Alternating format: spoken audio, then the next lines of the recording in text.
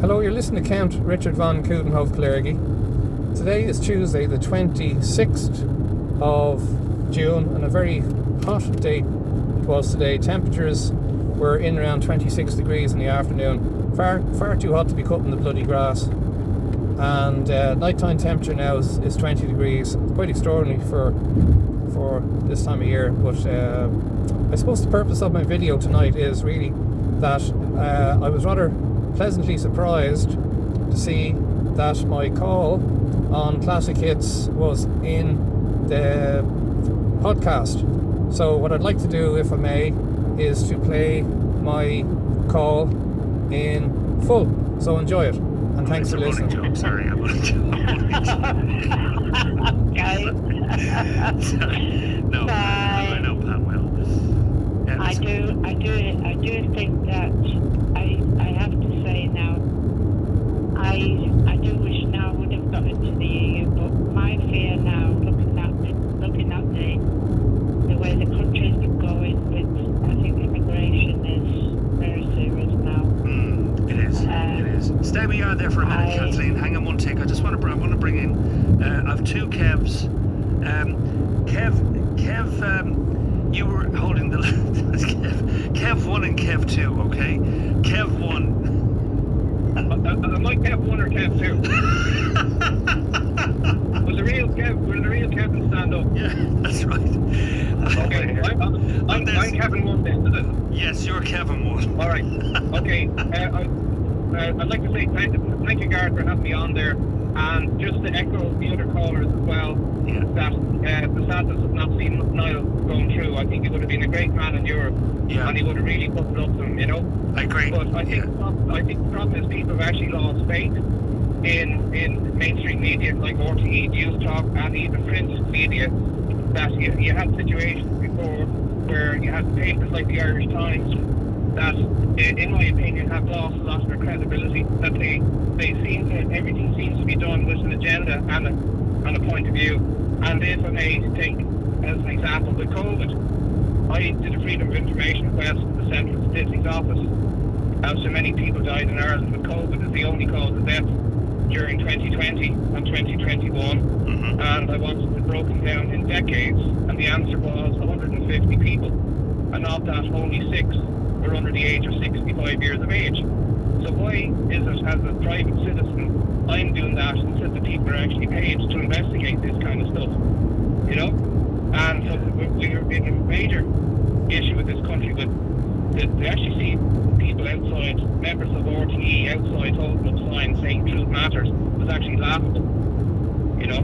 Yeah. And like I've sent out emails to Fergal Barrows, who's their health correspondent, about issues regarding the issues regarding, say, the PCR test, the over-amplification of the PCR test, which was designed by a man called Kerry Mullis back in 1992 in the fight against AIDS, and he won the Nobel Prize for it. Now, interviews of him have been taken down from YouTube because it doesn't suit the narrative regarding the World Health Organization, but he spoke about the over-amplification of his PCR test would result in inaccuracies, and that he recommended the cycle threshold for it to be amplified was between 16 cycles and maximum 26. Yeah. And the HSE, to my knowledge over here, Kevin, I fully get you, but I think we're trying to keep it on topic here. We're talking about getting your news online. But can I just say in relation to that, is that probably one of the reasons? It's probably a very big reason why a lot more people are getting their news online now, because of the point you're making. That, in other words, they're getting more information, and it's more. I'll give an example. There's a gentleman from Selbridge by the name of Dr. Jerry Waters who refused to, in his own words, put something in his arm that he wouldn't put in other people's arm. That's right. He put something in the other arm, and he lost his medical license. Here's a man that had a 40-year practice with, to my knowledge, over 1,000 patients on his books. And within 2 days in the High Court, he lost his license to practice as a medical doctor because he had an alternative point of view. That's true, Kev. But also, as a result of the discipline that was served on him, there were many other doctors who wished they could have spoke out and said the same thing, but they became instantly. They said that if that's what happened to him, I can't afford to lose my job. Correct. And the problem is that until it comes to somebody's door, like, people need to have a line in the sand of what they're prepared to accept, what they're prepared to put up and say, not one step more. And the problem is that, you know, we're all in debt, we've all got mortgages, we've got bills to pay, the whole lot, and it's an absolute nightmare, and not everybody has the courage to come along and stand up and say, well, actually, I have a line in the sand and I'm not doing this. Yeah, you know, because a lot of people, let's face reality, and it is a reality that people are so fed up, and this is one of the reasons why there's a level of fury and literally an anger that's so palpable. I can't remember ever feeling it before.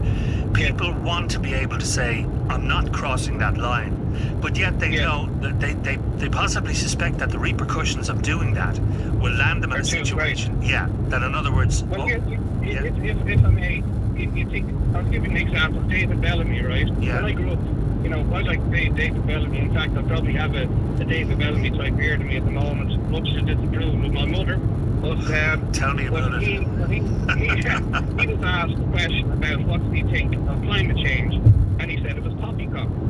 And that wasn't a popular answer to give, and he was effectively cancelled by the BBC, even though he was a household name. You know? So things like that, like, and that's going back, what, 30 years? 1996, I think he made that statement. Yeah. You know, and he was just instantly, he lost his job over it, and he was a household name. Yeah. Because he didn't go along with the thing, you know. I had a conversation over the weekend with a friend of mine. He's a biologist, and he was talking about climate change and that. And actually said to him, would you come on and have a chat sometime? He says, no way. So it's right back to exactly what you were talking about there a minute ago. These are his beliefs, but he says, no, I'm not going to cross that line, because you can never come back from crossing it.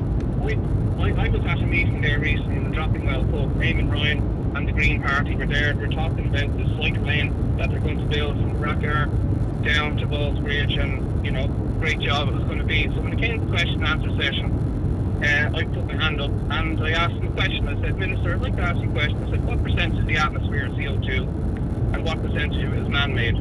You know? Now, he babbled on for about 5 minutes, saying that since when he was growing up as a child in Rackar, it was 350,000 parts per million. Now it's up a whopping 100 parts per million, you know? Yeah. So he was kind of sidetracked with that, but I interrupted him politely and said, with respect, Minister, you haven't answered my question. What percentage of the atmosphere is CO2 and what percentage of it is man-made? And I was moved and told to get out and all that, right?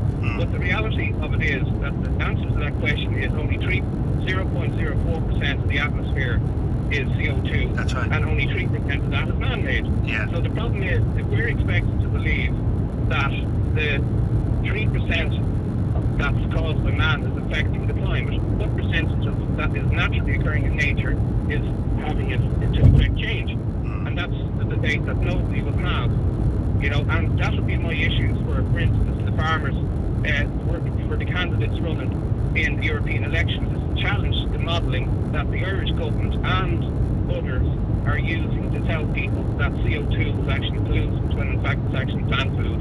And the optimum now for plants is 1,400 parts per million, which is well above what we're reading now. Okay. You know? Yeah. Okay. Well, the point my biologist friend made to me was, he reminded me. He said, "What was the hottest summer you've ever experienced?" I said, "The summer of 1976." He said, "The temperature in Roscommon went to 32.2. When in the last 10 years have we had 32 degrees summer?" Now this summer, you probably remember it. It ran from May the whole way through to mid-September. Yes. Temperatures never dropped below 23, 24 degrees for nearly 3.5 months. Yes. But I would also say too, in that very hot summer of 1976, there was also a cricket match up in Yorkshire that was cancelled because 2 inches of snow fell. That's right. That's right. You know? Yes. Oh, yes. God, I remember that. And we had a minister for drought, or the UK had a minister for drought? I can't remember. Right. And then we had a minister for heart, and we never got rid of him. You know?